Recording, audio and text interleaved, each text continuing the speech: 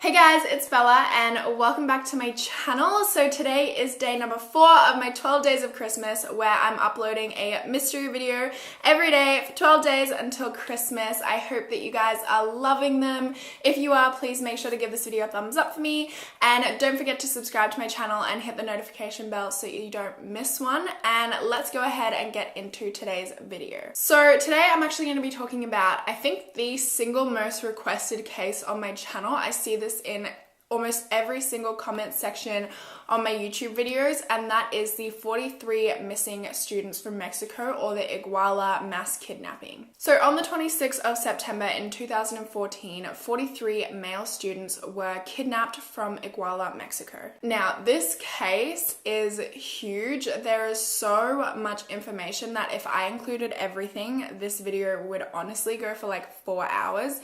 So I'm not going to be able to include everything, but if there is anything that you guys want to share or feel is important to the case that I didn't put in, please feel free to leave it in the comments down below, because I'm sure everybody watching this video would love to hear it and get some more information.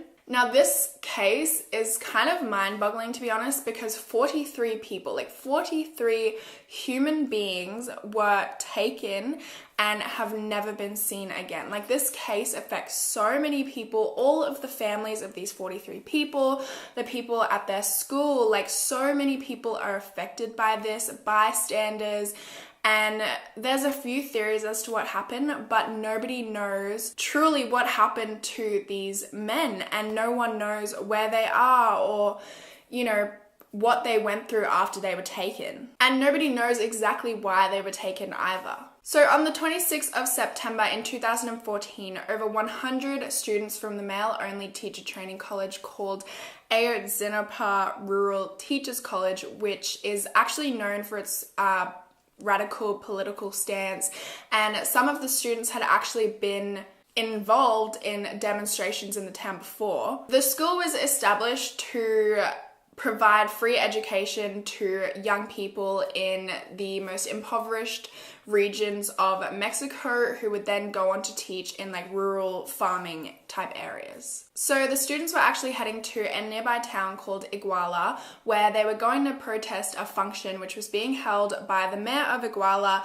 Jose Luis Abarca, and his wife, Maria Pineda de Los Angeles. And they were going to protest the discriminatory hiring processes of teachers. So as I mentioned, the function was being held in Iguala, which was in Guerrero in Mexico, which was one of the most dangerous regions in Mexico just due to drug cartels. They were also planning to raise funds for a trip to Mexico City, where they were going to march to commemorate the anniversary of the 1986 Tlatelolco massacre, where a large number of students were killed by the security forces in the capital. So at around 6 p.m. they headed out, and they were first going to commandeer some buses so that they could actually get to where they wanted to go, which was actually a really common practice. They would steal buses or borrow them, I guess, where they would basically go, take a bus, use it to get where they needed to go, and then they would bring it back. Ayotzinapa didn't actually have government funding, so they weren't able to charter these buses themselves, so they would kind of make a deal with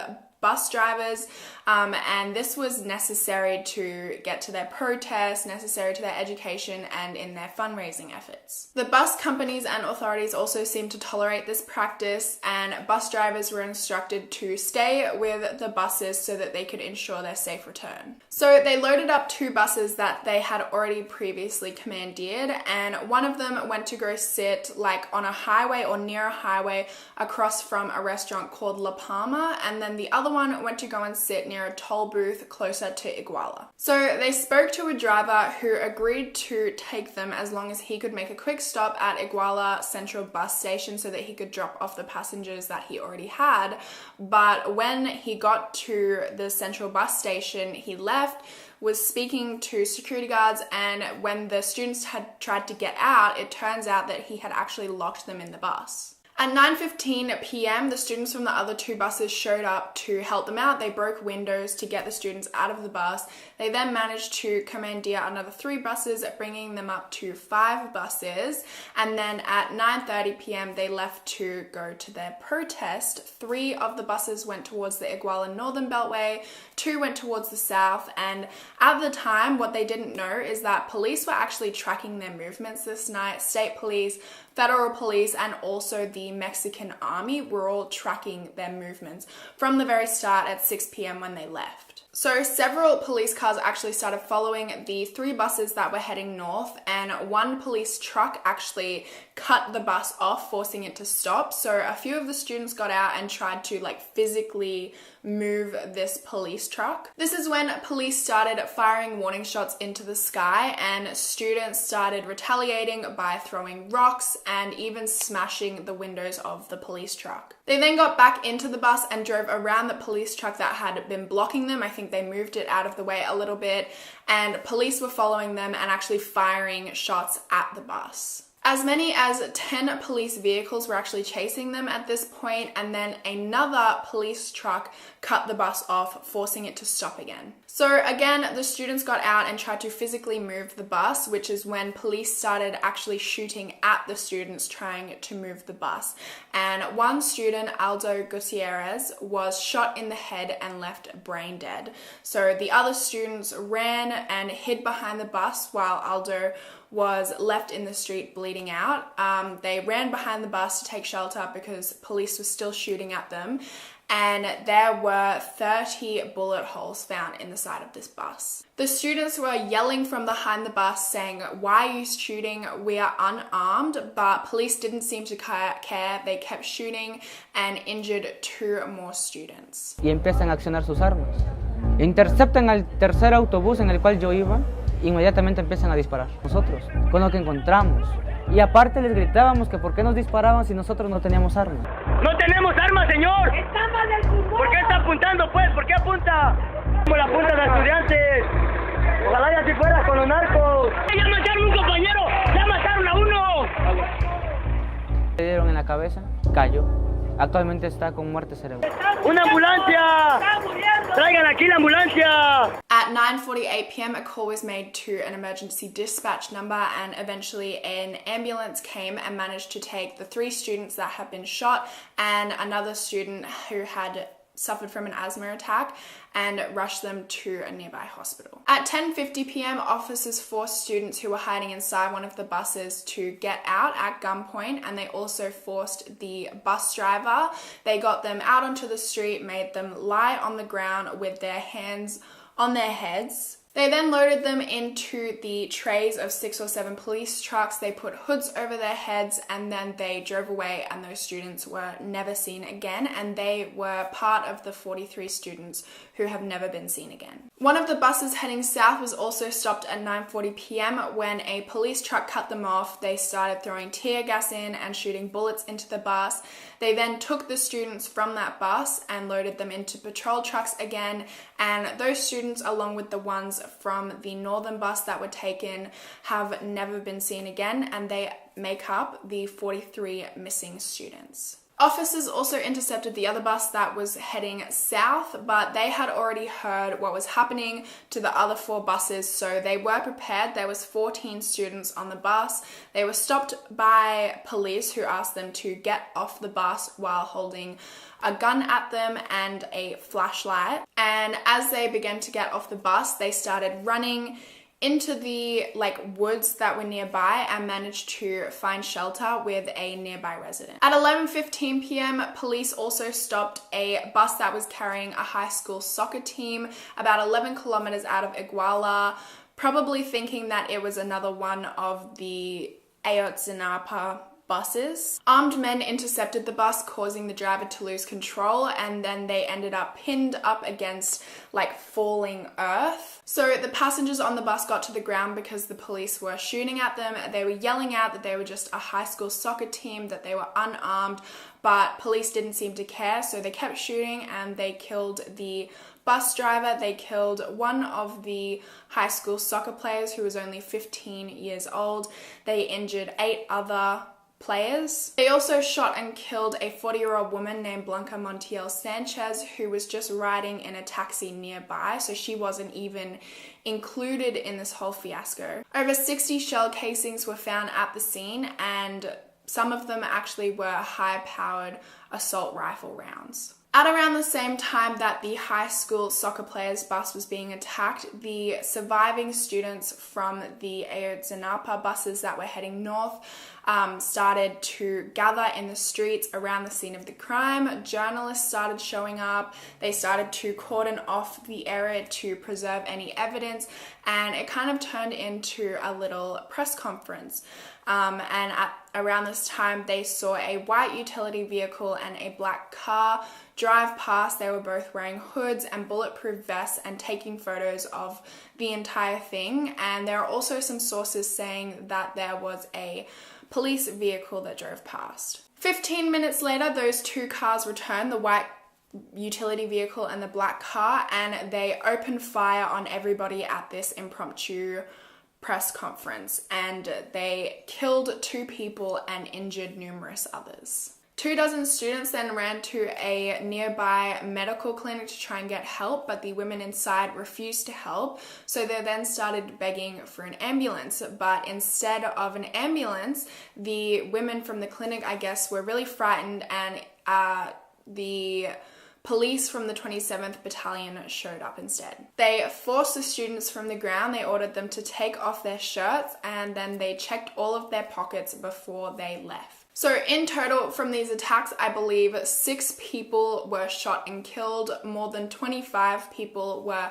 at the hospital wounded, and 43 students were taken and never seen again. 5 buses, 6 cars, and 1 motorcycle were all wrecked, and there were 195 shell casings found, including ones from high-powered assault rifles. The next morning, a student named Julio Cesar Mondragon was found splayed out on his back on a patch of dirt. His eyes had been removed, the skin from his face had also been removed, and his shirt had been pulled up so that you could see all of the bruising on and around his torso. His skull had been fractured, his organs had all been ruptured, which a lot of people thought indicated that this had something to do with the gang, because it seems like the kind of thing that they would do to send a message, especially leaving them out in the open. And to this day, it is still unclear and undetermined as to what happened to these 43 missing students, where they are, and why these buses were attacked. So let's talk about theories. The first theory is that the Mayor Abarca and his wife were behind the whole thing. In 2010, federal authorities investigated him and his wife for illegal enrichment, but no charges were ever filed. Iguala residents also say that his 2012 election took intimidation and fear to a whole new level. Less than a year into his term, a well-known activist, Arturo Hernandez, was killed. And his driver, the mayor's driver, said that he was the one who pulled the trigger or ordered for this activist to be shot. Unfortunately, the investigation against him came to a halt, and so I guess he got away. His wife, Maria, is believed to have organized the entire event that the students were going to protest at as a way to unofficially kick off his election campaign. And Maria herself was actually related, or known to be related, to well-known cartel members. 2 of her brothers were known to be high-level operators of the Sinaloa and Beltran Leyva cartels. And the Attorney General also revealed that not only was she related to them, but they also had a monetary incentive to be friendly with the gangs. One of the leaders of the Guerreros Unidos, which is like a powerful criminal organization, said that the mayor's wife was the main operator of the criminal activities in the town, and her husband got payouts of 2 to 3 million pesos every so often as a bribe. According to the government, the mayor was behind the attacks because he thought that it was going to disrupt his event, and he wanted to teach the students a lesson. It's theorized that he got the police to kidnap them and then hand them over to the Guerreros Unidos, which we will talk about a little bit in the next theory. In an interview on the 29th of September, the mayor claimed that he had no knowledge of the attacks and didn't even find out until his assistant told him. He also said that it wasn't possible that he had anything to do with it because he was at his event and then he had an after party afterwards. On the same day, the 29th of September, he met with the Party of Democratic Revolution, which is the party he was a part of, and the president, Jesus Grijalva, asked him to resign. The next day, he requested a 30-day leave of absence, which the Iguala City Council approved. And then shortly after, when federal agents raided his house, they found that he was nowhere to be found and that he and his family had actually fled, but they were still hiding somewhere in Mexico City. The next month, they were found and arrested, but they actually weren't arrested for the Iguala mass kidnapping. They were arrested for the murder of the activist, which I told you guys about earlier. So the next theory, which kind of ties in with the last theory I told you guys we would talk about earlier, about the Guerreros Unidos, and this theory is that they kidnapped the students thinking that they were a rival gang or that these students had angered them in some way by not paying extortion money. Or connecting to the last theory, they did this under the instructions of the mayor, and that maybe they pretended that it was like a rival gang or that they hadn't paid extortion money or whatever the case may be to cover it up. The government claims that police from Iguala and from Cocula actually kidnapped the students, seized them, and then took them to an area named Loma de Coyote, where they then handed them over to the Guerreros Unidos. And the Guerreros Unidos, I don't think I mentioned this earlier, is actually known for kidnapping, extortion, and drug trafficking. So the students were then apparently loaded into a large truck with a cage on the back, and they were piled on top of each other, and then the remaining students were transported in the back of a smaller pickup truck. They then headed to a dump on the outskirts of Cocula. Police actually arrested 8 suspects from the Guerreros Unidos who told them this story and told them what had happened. I think 3 of these 8 suspects spoke to police about it. They told authorities that about a dozen students from the larger truck that were in a cage suffocated from the weight of the students on top of them. He spoke about how the remaining students were taken out of the truck and lined up. They were accused of being a part of the rival gang Los Royos, and then they were shot to death one by one. They then threw all of the bodies into a pit along with plastic, wood, tires, and gasoline, and then they set them on fire, which went until about 3 to 6 p.m. the next day. They had guards there to make sure that the fire stayed alight and to make sure that nobody came and, I guess, saw what they were doing. The ashes and bone fragments were then put into plastic bags and thrown into the San Juan River, which officials were taken to by one of the members of the Guerreros Unidos. I believe 1 to 3 students, including Alexander Mora, were identified positively from these remains. Now, contrary to this theory, which was actually supported by the government, it was the government's kind of official ruling after their investigations. So contrary to the government's investigations or government's findings, experts from the Inter-American Commission on Human Rights did a report on Ayotzinapa, and they dismissed several key conclusions in the government's findings. They said that the conclusion that the students were burned in the dump was scientifically impossible, and they urged investigators to look into the possibility that the police who attacked the buses weren't actually interested in the students and were more so interested in the buses. They suggested that there was evidence that the students unknowingly commandeered buses with either money or drugs hidden inside them. On the 5th of October in 2014, a mass grave was found near Iguala with 28 bodies found inside. I believe that number ended up climbing to 34 or 38. Was believed to contain bodies from the 43 missing students. On the 14th of October, however, police issued a statement that they had tested these remains and that none of them belonged to the 43 missing students. On the same day, an additional 4 mass graves were found in the same area containing an unknown number of bodies, but none of these contained the bodies of the 43 missing students either. So that was a whole another problem, the fact that there were just these mass graves of unknown people that nobody knew about. They were just found on the 4th of October and 14th. There are also reports that point to the federal forces having something to do with the mass kidnapping. An investigation done by or done with the Investigative Journal program of the University of California, they have said that based on unpublished testimony and reports, videos, and judicial statements, that the federal police actively contributed to the disappearance. Some also accuse the Mexican army of direct involvement in the kidnapping and murder of the students. In regards to the officers responsible for the actual shootouts and deaths of some of these students, on the 28th of September in 2014, 22 officers were arrested in connection with the murders and shootouts, and also for their connection in the disappearance. They actually brought in and questioned 280 police officers in their investigation, all of whom were let go except for the 22 that were arrested. The investigations concluded that 16 of these 22 officers had used firearms against the students. These officers were then imprisoned at the state penitentiary in La Cruz, but were then transferred to the Federal Social Readaptation Center, which was a maximum security prison under aggravated murder charges.